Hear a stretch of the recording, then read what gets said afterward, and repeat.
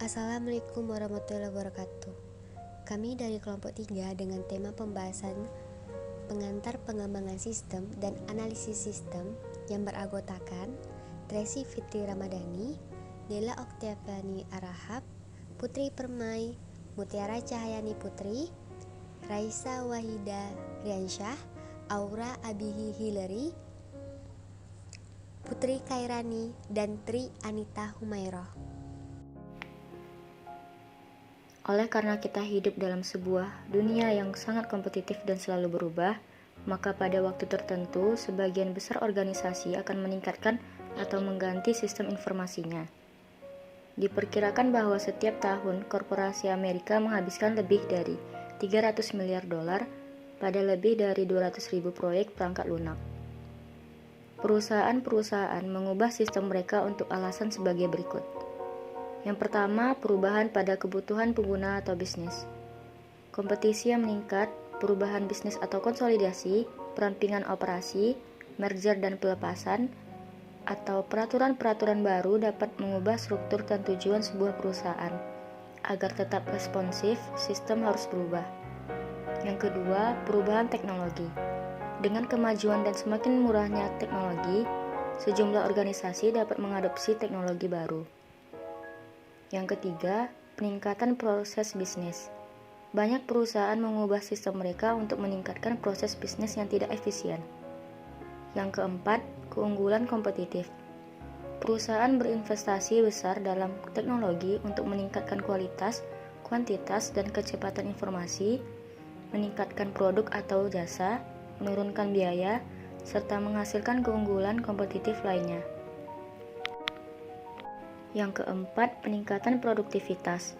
Sistem informasi dapat mengotomotivasi tugas-tugas klerikal, mengurangi waktu kinerja tugas, dan menghasilkan pegawai-pegawai dengan pengetahuan khusus. Yang keenam, integrasi sistem. Organisasi dengan sistem yang tidak sesuai menggabungkannya untuk menghapus ketidaksesuaian dan memperkuat database.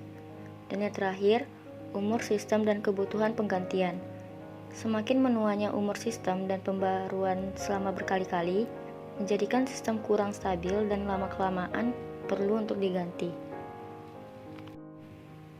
Siklus hidup pengembangan sistem atau System Development Life Cycle atau SDLC adalah sebuah proses 5 langkah yang digunakan untuk mendesain dan mengimplementasikan sebuah sistem baru. Ada 5 langkah dalam siklus hidup pengembangan sistem. Langkah pertama dalam pengembangan sistem adalah analisis sistem atau system analysis, di mana informasi yang diperlukan untuk membeli, mengembangkan, atau memodifikasi sebuah sistem dikumpulkan. Selanjutnya, desain konseptual. Selama desain konseptual, perusahaan memutuskan bagaimana memenuhi kebutuhan pengguna. Tugas pertama adalah mengidentifikasi dan mengevaluasi alternatif desain yang sesuai, seperti membeli perangkat lunak, mengembangkannya di dalam, atau mengalihdayakan pengembangan sistem ke orang lain. Selanjutnya, desain fisik. Selama desain fisik, perusahaan menerjemahkan persyaratan desain konseptual yang luas dan berorientasi pengguna ke dalam spesifikasi detail yang digunakan untuk mengkode dan menguji perangkat komputer, mendesain komputer input dan output, membuat sejumlah file dan database, mengembangkan prosedur, dan membangun pengendalian ke dalam sistem baru tersebut.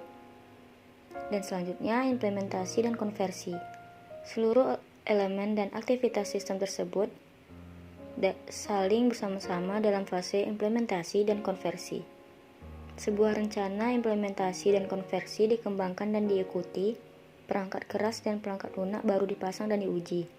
Para pekerja dipekerjakan dan dilatih atau para pegawai yang sudah ada direlokasi, serta prosedur pemrosesan diuji dan dimodifikasi.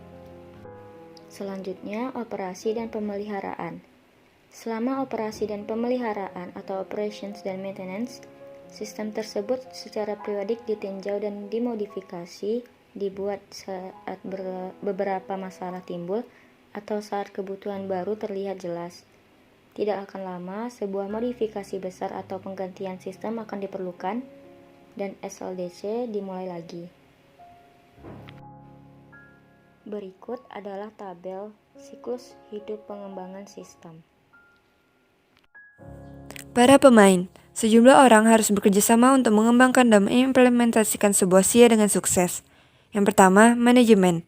Peran pengembangan sistem yang paling penting dari manajemen adalah menekankan pentingnya melibatkan para pengguna dalam proses tersebut, memberi dukungan dan dorongan untuk proyek pengembangan, dan menyelaraskan sistem dengan strategi-strategi korporasi. Yang kedua, pengguna. Para pengguna SIA mengomunikasikan informasi yang dibutuhkan ke pengembangan sistem, seperti para anggota tim pengembang atau panitia pengarah. Mereka membantu mengolah pengembangan sistem. Yang ketiga, panitia pengarah sistem informasi. Sebuah panitia pengarah sistem informasi atau Information System Steering Committee tingkat eksekutif merencanakan dan mengawasi fungsi SI. Panitia pengarah tersebut menetapkan kebijakan SIA, memastikan panduan dan pengendalian manajemen, serta mempermudah koordinasi dan integrasi aktivitas-aktivitas sistem. Yang keempat, tim pengembangan proyek. Setiap proyek pengembangan memiliki sebuah tim analisis dan spesialis sistem, manajer, akuntan, dan pengguna untuk memandu pengembangannya. Para anggota tim merencanakan tiap proyek, mengawasinya untuk memastikan penyelesaian tepat waktu dan efektif biaya, memastikan pertimbangan layak diberikan ke elemen manusia, serta mengomunikasikan status proyek ke manajemen puncak dan panitia pengarah. Yang kelima, analis dan pemrogram sistem. Analis sistem atau sistem analysis membantu para pengguna menentukan kebutuhan informasi mereka, mempelajari sistem yang ada dan mendesain sistem baru, serta menyiapkan spesifikasi yang digunakan oleh pemrogram komputer. Pemrogram komputer atau computer programmer membuat dan menguji sejumlah program menggunakan spesifikasi yang dikembangkan oleh analis. Mereka juga memodifikasi dan merawat program komputer yang sudah ada. Dan yang terakhir, para pemain eksternal. Para pelanggan, penjual, editor eksternal, dan entitas pemerintah memainkan sebuah peran dalam pengembangan sistem. Merencanakan pengembangan sistem. Perencanaan memiliki keuntungan-keuntungan yang jelas. Perencanaan juga memungkinkan tujuan dan sasaran sistem disesuaikan dengan rencana strategi keseluruhan organisasi tersebut. Sistem-sistem lebih efisien, subsistem terkoordinasi, dan ada dasar yang kuat untuk memilih aplikasi baru untuk pengembangan. Ketika pengembangan direncanakan dengan buruk, sebuah perusahaan biasanya harus kembali ke fase sebelumnya, serta mengkoreksi kesalahan dan kelemahan desain. Tindakan tersebut mahal dan mengakibatkan penundaan, frustasi, dan semangat kerja yang rendah.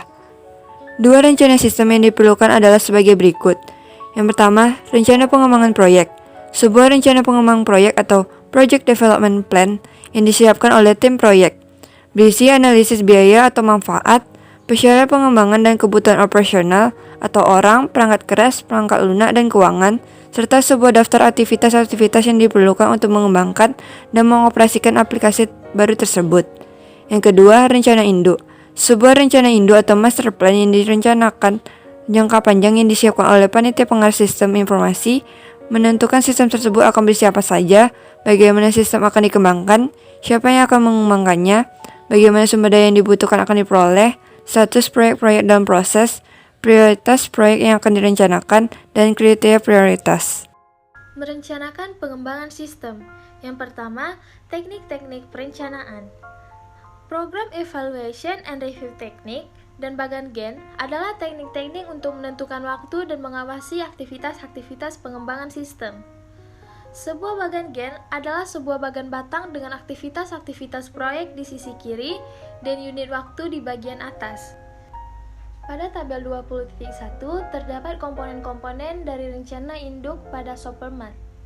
Di antaranya yaitu tujuan dan sasaran organisasi, pernyataan misi dan tujuan perusahaan, rencana strategis dan tujuan sistem informasi, keterbatasan organisasi, pendekatan organisasi untuk SIA, dan yang lain sebagainya. Analisis kelayakan. Sebuah studi kelayakan atau kasus bisnis disiapkan selama analisis sistem dan pembaruan yang diperlukan selama SLDC. Cakupannya bervariasi, yaitu bagian sebuah sistem besar biasanya sangat luas, sementara untuk sebuah sistem desktop mungkin tidak formal. Studi kelayakan disiapkan dengan input dari manajemen, akuntan, personel sistem, dan pengguna. Dalam analisis kelayakan, ada 5 aspek penting yang dipertimbangkan selama studi kelayakan. Yang pertama, kelayakan ekonomi atau economic feasibility, yaitu akankah manfaat sistem akan mendukung waktu, uang, dan sumber daya yang diperlukan untuk mengimplementasikannya. Yang kedua, kelayakan teknis atau technical feasibility, yaitu dapatkah sistem diajukan dapat dikembangkan dan diimplementasikan dengan teknologi yang ada. Yang ketiga yaitu kelayakan hukum atau legal feasibility. Apakah sistem akan mematuhi seluruh hukum negara dan negara bagian yang berlaku, regulasi pihak administratif, dan kewajiban kontraktor. 4. Kelayakan penjadwalan atau scheduling feasibility, yaitu dapatkah sistem dikembangkan dan diimplementasikan dalam waktu yang dialokasikan. 5. Kelayakan operasional atau operational feasibility, yaitu apakah organisasi memiliki akses ke orang-orang yang dapat mendesain, mengimplementasikan, dan mengoperasikan sistem yang diajukan. Akankah orang-orang menggunakan sistem tersebut? Di dalam penganggaran modal ada 3 teknik penganggaran modal yang paling umum digunakan. Yang pertama, payback period atau periode pengembalian adalah jumlah tahun yang diperlukan agar tabungan bersih menyamai biaya awalnya. 2. Nilai sekarang bersih atau net present value atau NPV. Seluruh arus kas masa depan yang diestimasikan didiskontokan kembali ke masa sekarang dengan menggunakan tingkat diskonto yang merefleksikan nilai waktu uang. 3. Nilai pengembalian internal atau internal rate of return atau IRR adalah tingkat bunga efektif yang menghasilkan NPV 0 IRR sebuah proyek dibandingkan dengan tingkat keberterimaan minimum untuk menentukan penerimaan atau penolakan. Selanjutnya, aspek perilaku perubahan. Aspek perilaku perubahan sangat krusial, karena sistem terbaik akan gagal tanpa dukungan dari orang-orang yang ia layani. Organisasi harus sensitif, serta memperhatikan perasaan dan reaksi orang-orang yang dipengaruhi oleh perubahan. Yang pertama, analisis mengapa masalah perilaku terjadi. Pandangan individu atas perubahan, entah baik ataupun buruk, biasanya bergantung pada bagaimana individu tersebut secara pribadi terpengaruh oleh perubahan. Untuk meminimalkan reaksi perilaku yang tidak baik, seseorang harus memahami mengapa perlawanan terjadi. Beberapa faktor yang lebih penting termasuk berikut ini. Yang pertama, ketakutan. Orang-orang menakuti ketidaktahuan, kehilangan pekerjaan, kehilangan respek atau status, kegagalan, teknologi dan otomatisasi, serta ketidakpastian yang menyertai perubahan. Yang kedua, dukungan manajemen puncak. Para pegawai yang merasakan kurangnya dukungan manajemen puncak terhadap perubahan bertanya-tanya mengapa mereka harus mendukungnya. Yang ketiga, pengalaman dengan perubahan sebelumnya. Para pegawai yang memiliki pengalaman buruk dengan perubahan sebelumnya akan lebih enggan untuk bekerja sama. Yang keempat, komunikasi. Para pegawai tidak mungkin mendukung sebuah perubahan kecuali diberi penjelasan tentang alasan adanya perubahan. Yang kelima, sifat perubahan yang mengganggu. Permintaan untuk informasi dan wawancara mengganggu dan menempatkan beban tambahan bagi orang-orang, menyebabkan perasaan negatif terhadap perubahan yang mendesak mereka. Yang keenam, cara perubahan diperkenalkan. Perlawanan biasanya merupakan sebuah reaksi terhadap metode-metode dalam memulai perubahan dibandingkan perubahan itu sendiri. Yang ketujuh, bias dan emosi. Orang-orang dengan kelekatan ekonomi, tugas-tugas atau rekan kerja mereka mungkin tidak ingin berubah jika elemen-elemen tersebut dipengaruhi. Dan yang kedelapan, karakteristik dan latar belakang pribadi. Secara umum, semakin muda dan semakin tingginya pendidikan seseorang, mereka akan lebih cenderung untuk menerima perubahan. Yang kedua, analisis bagaimana orang-orang menentang perubahan. Masalah perilaku dimulai ketika orang-orang menemukan sebuah perubahan yang sedang dipertimbangkan. Perlawanan awal biasanya keras, ditunjukkan dengan kegagalan untuk memberi para pengembang informasi, kelambanan, atau kinerja di bawah standar. Perlawanan biasanya berupa salah satu dari ketiga bentuk berikut, yaitu agresi, proyeksi, atau penghindaran. Yang ketiga, mencegah masalah perilaku. Unsur manusia biasanya merupakan masalah paling signifikan yang dihadapi sebuah perusahaan dalam mengimplementasikan sebuah sistem, dapat ditingkatkan dengan mengamati panduan sebagai berikut. Yang pertama, memperoleh dukungan manajemen. Tunjuk seorang pendukung yang dapat menyediakan sumber daya dan memotivasi yang lain untuk membantu dan bekerja sama dengan pengembangan sistem. Yang kedua, memenuhi kebutuhan pengguna. Sangat penting agar sistem memenuhi kebutuhan para penggunanya. Yang ketiga, melibatkan pengguna. Mereka yang terpengaruh oleh sistem harus berpartisipasi dalam pengembangan dengan memberi saran dan membantu membuat keputusan. Yang keempat, menghilangkan ketakutan dan menekankan peluang-peluang baru. Para pengguna sangat tertarik dengan bagaimana perubahan sistem mempengaruhi mereka secara personal. Yang kelima, menghindari emosionalisme. Ketika logika beradu dengan emosi, logika jarang dapat diharapkan.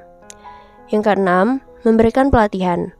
Penggunaan dan dukungan yang efektif tidak akan memungkinkan apabila para pengguna tidak memahami sistem tersebut. Yang ketujuh, memeriksa ulang evaluasi kinerja. Standar dan kriteria kinerja harus dievaluasi ulang untuk memastikan bahwa standar dan kriteria tersebut sesuai dengan sistem yang baru. Yang kedelapan, menjalin lini komunikasi yang terbuka. Siapapun yang terpengaruh oleh pengembangan sistem harus memiliki sikap percaya dan dapat kerjasama. Yang kesembilan, menguji sistem. Sistem tersebut harus diuji dengan tepat sebelum implementasi untuk meminimalkan kesan buruk awal. Yang kesepuluh, menjaga agar sistem tetap sederhana dan perlakuan sistem seperti manusia. Hindari sistem yang rumit yang menyebabkan perusahaan radikal. Dan yang ke-11, mengendalikan ekspektasi pengguna. Sebuah sistem dijual terlalu baik jika para pengguna memiliki ekspektasi yang tidak realistis atas kemampuan dan kinerjanya. Dalam fase analisis sistem terdapat 5 langkah dan tujuan yang ditunjukkan pada figur 20.4, di mana pada bagian pertama kita melakukan penyelidikan awal, di mana menyelidiki setiap aktivitas pengembangan untuk menjelaskan masalah guna diselesaikan, membuat sebuah permulaan penilaian kelayakan, dan menyiapkan sebuah proposal untuk menjalankan analisis sistem. Pada selanjutnya, kita melakukan survei sistem, di mana kita mempelajari sistem saat ini untuk mendapatkan pemahaman menyeluruh mengenai bagaimana ia bekerja. Lalu setelah itu, kita melakukan studi kelayakan, yang mana pada saat itu kita mengembangkan sebuah analisis kelayakan yang lebih menyeluruh, terutama terkait biaya dan manfaat ekonominya. Dan lalu kita membuat kebutuhan informasi dan persyaratan dari sistem, di mana kita mengidentifikasi kebutuhan informasi pengguna dan menentukan tujuan dan persyaratan sistem baru tersebut. Dan pada akhirnya kita membuat laporan dari analisis sistem tersebut, yang mana kita menyediakan manajemen dengan temuan-temuan fase analisis. Penyelidikan awal atau initial investigation dilakukan untuk menyaring permintaan atas pengembangan sistem. Contohnya, sebuah proposal untuk menjalankan analisis sistem atau proposal to conduct system analysis disiapkan untuk proyek-proyek yang disetujui. Proyek-proyek tersebut ditugasi sebuah prioritas dan ditambahkan ke rencana induk. Yang kedua ada survei sistem. Survei sistem atau sistem survei adalah sebuah studi ekstensif dari SIA yang saat ini memiliki tujuan-tujuan sebagai berikut. Yang pertama itu ada mendapat pemahaman atas operasi, kebijakan, prosedur, dan arus informasi perusahaan, kekuatan dan kelemahan SIA, serta ketersediaan perangkat keras, perangkat lunak, dan personel.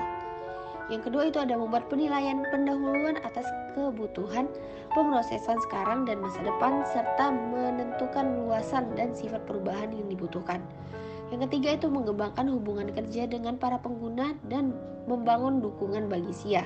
Dan yang terakhir itu ada mengumpulkan data yang mengidentifikasi kebutuhan pengguna, menjalankan analisis kelayakan, dan membuat rekomendasi untuk manajemen.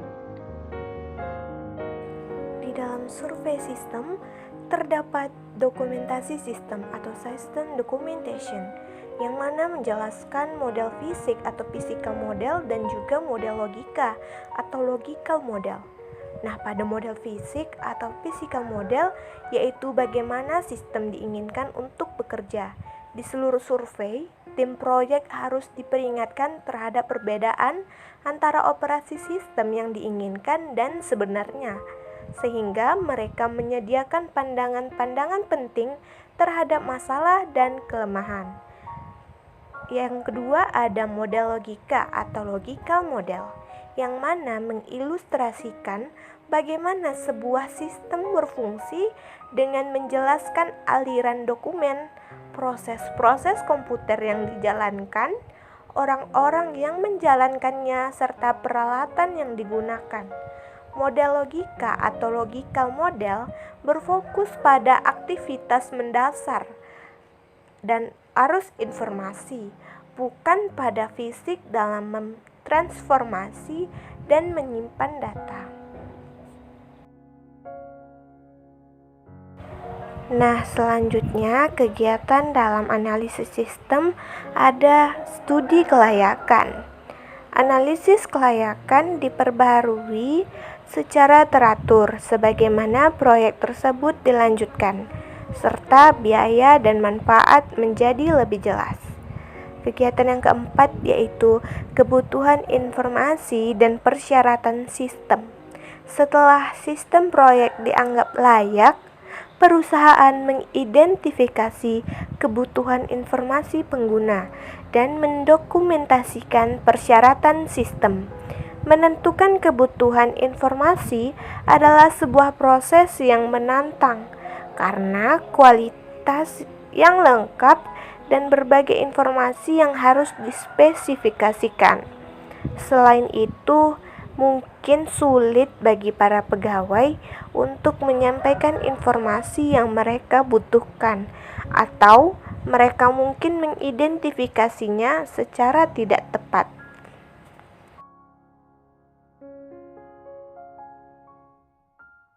Empat strategi berikut ini digunakan untuk menentukan persyaratan sistem informasi akuntansi. Yang pertama itu, tanya para pengguna apa yang mereka butuhkan. Ini adalah strategi paling sederhana dan paling cepat, tetapi banyak orang yang tidak memahami apa kebutuhan mereka. Mereka tahu pekerjaan mereka, tetapi mungkin tidak mampu untuk menjabarkan ke dalam elemen-elemen informasi individual yang mereka gunakan. Terkadang lebih baik untuk menanyakan apa keputusan yang mereka buat dan proses apa yang melibatkan mereka di dalamnya, serta kemudian mendesain sistem yang ditujukan untuk menjawab mereka. Kedua, menganalisis sistem eksternal. Jika sebuah solusi sudah ada, jangan menghabiskan banyak waktu dan upaya untuk membuat sesuatu yang sudah ada. Yang ketiga, memeriksa sistem yang ada. Tentukan jika modul-modul yang ada digunakan. Yang diinginkan mungkin digabungkan oleh tugas-tugas manual atau mungkin dihindari bersamaan. Pendekatan ini membuat atau membantu menentukan apakah sebuah sistem dapat dimodifikasi atau harus diganti. Yang terakhir atau keempat, buat sebuah prototipe. Ketika sulit untuk mengidentifikasi persyaratan, seorang pengembang dapat dengan cepat merancang sebuah sistem bagi para pengguna untuk pemeriksaan. Para pengguna mengidentifikasi apa yang mereka suka dan tidak mengenai sistem tersebut dan meminta perubahan. Proses berulang melihat apa yang dikembangkan dan diperbaiki berlanjut sampai para pengguna setuju akan kebutuhan mereka. Berikutnya laporan analisis sistem. Langkah penyimpulan dalam analisis sistem adalah penyiapan sebuah laporan analisis sistem atau sistem analysis report untuk merangkum dan mendokumentasikan aktivitas analisis. Sebuah keputusan lanjut atau tidak lanjut dibuat sampai 3 kali selama analisis sistem. Pertama, selama penyelidikan awal untuk menentukan apakah akan dilakukan sebuah survei sistem. Kedua, di akhir studi kelayakan untuk menentukan apakah lanjut ke fase persyaratan informasi. Ketiga, pada penyelesaian fase analisis tersebut untuk menentukan apakah lanjut